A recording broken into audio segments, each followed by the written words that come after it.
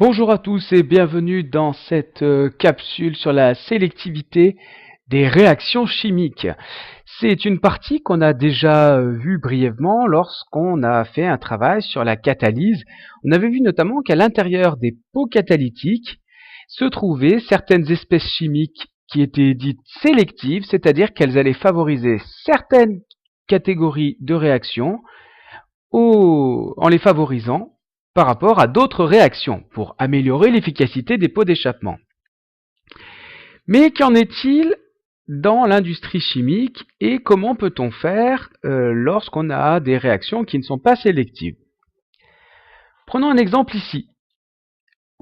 Nous avons ici un groupe caractéristique A qui ne doit pas être modifié par la réaction.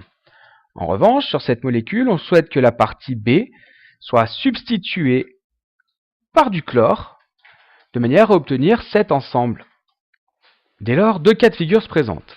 Soit on a une transformation directe puisqu'on dispose d'un réactif chimiosélectif, à savoir, le réactif utilisé va s'attaquer simplement à cette partie-là de la molécule et n'attaquera pas le petit groupe hydroxyde qui se trouve ici. Dans ce cas-là, la transformation sera directe et le réactif sera chimiosélectif. Il ne s'attaquera qu'à la bonne partie de la molécule.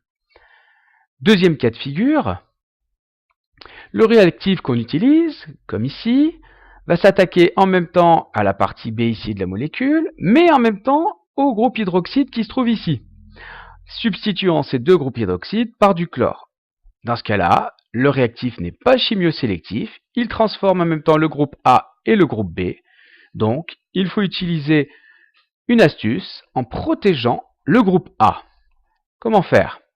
On peut utiliser un autre réactif intermédiaire qui lui est chimiosélectif.